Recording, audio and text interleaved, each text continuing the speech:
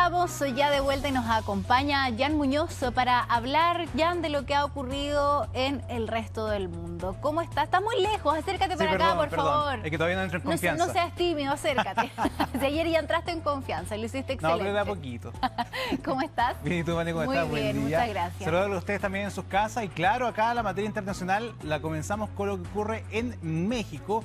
Y atención, porque las autoridades federales de México lograron este martes la captura de un narco. Es un hecho inaudito dentro de este país de lo que ocurrió durante los últimos días. Estamos hablando de Ricardo González Sauceda, alias El Ricky, jefe regional del Cartel del Noroeste, ahí en Nuevo Laredo, donde finalmente se logra la detención de este peligroso líder criminal que desató una ola de violencia en esta ciudad que quedó sumida en el caos tras enfrentamientos entre sicarios de carteles, fuerzas federales e incluso también se incluye a la Secretaría de Defensa, la Guardia Nacional y la también de Seguridad y Protección Ciudadana. Es decir, se han visto involucradas una gran cantidad de autoridades e instituciones que finalmente logran la detención de este líder narco que está viendo ahí en pantalla. Se ve la fotografía de los minutos exactos cuando se gesta la captura de este hombre buscado intensamente por la policía. Lo que han indicado los medios locales indican que la ciudad se convirtió realmente en un campo de batalla después de la captura del Ricky, quien se enfrenta ante múltiples cargos, entre ellos, Mane, extorsiones,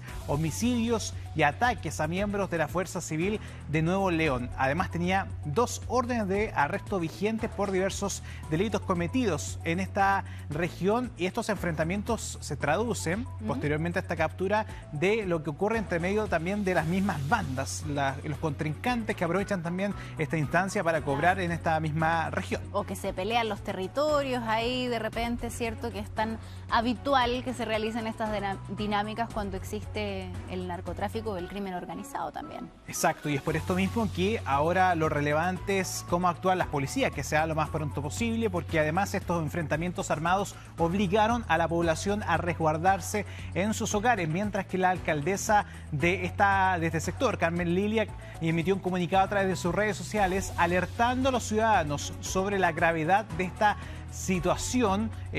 Pidió expresamente de que por favor a sus vecinos, a sus habitantes, de que no salieran de sus casas por el momento. Es decir, se generó, además de un caos, un temor en los vecinos, en las personas que viven en este sector, producto de estos enfrentamientos armados que se están generando en esta ciudad. Tomar las precauciones para evitar incidentes. Además, la alcaldesa de este sector indicó que está en contacto con las autoridades. Además de esto, se crearon bloqueos y la violencia también desatadas generaron también problemas en el aeropuerto internacional de este sector en Nuevo Laredo, donde se cancelaron todos los vuelos programados para el pasado lunes, anunciando que estos serán reprogramados durante las últimas horas.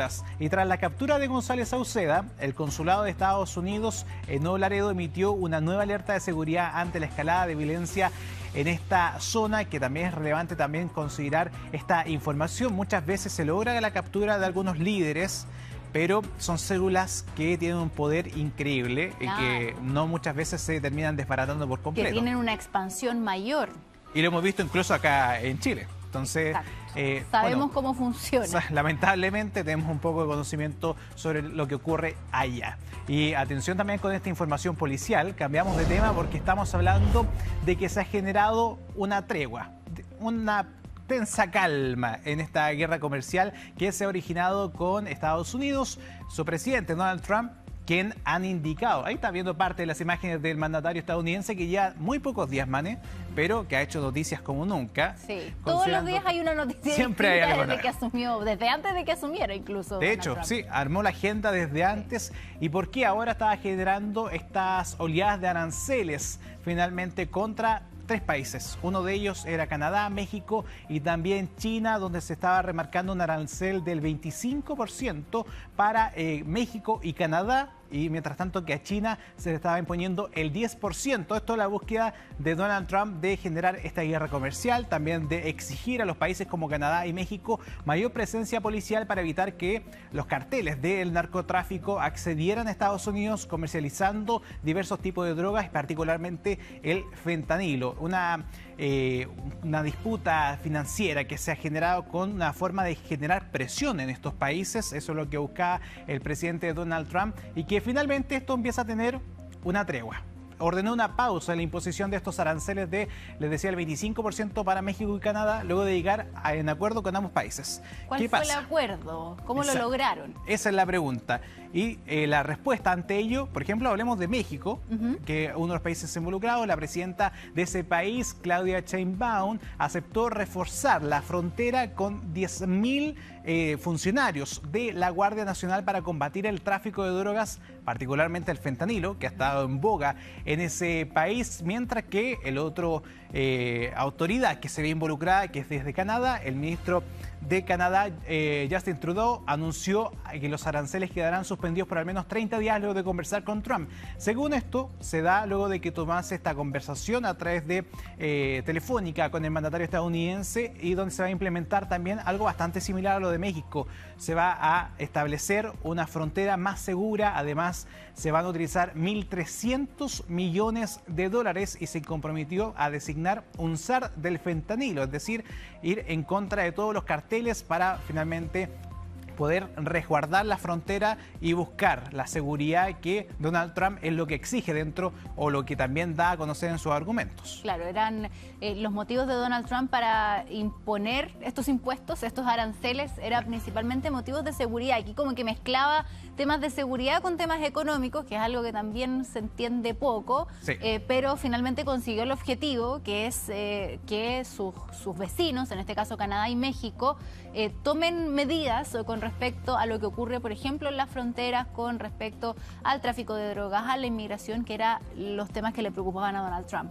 Y funcionó esta presión económica. Yo creo que por ahí va un poco lo que trató de hacer de estrategia. Utilizó la economía a su favor. Estados Unidos es un gigante comparado con México y Canadá, y por eso que aprovechó esta presión para que desistieran de finalmente cualquier otro tipo de estrategia contra el crimen organizado y utilizaran esta, que es poner más disposición de uniformados y también dinero a poder fortalecer tanto la frontera norte como también la frontera sur, en este caso, por ejemplo, Canadá y también México. Pero ¿qué es lo que ocurre con China? Que es un caso diametralmente distinto. De hecho, este arancel era mucho menor porque estamos compitiendo con un gigante también. O sea, hay que hacerle frente a un gigante bastante importante, que este gigante asiático. Estamos hablando de China, y quienes acá la situación no ha pausado. Acá no hay tregua, la guerra sigue en la pie. tensión con China. De hecho, podríamos hablar de una tensa calma que se ha generado en ese país. ¿Y qué indican de China como respuesta? Entregaron también, Pekín anunció la imposición de aranceles adicionales del 10 al 15% sobre una serie de productos estadounidenses, incluyendo el carbón, el gas natural, el petróleo, equipos agrícolas y vehículos de altas emisiones. Estas tarifas van a comenzar a aplicarse a partir del 10 de febrero en un intento de contrarrestar los gravámenes del 10% que Washington impuso previamente sobre los productos chinos. Y esto no queda tan solo ahí, no es tan solo con este aumento de estos aranceles.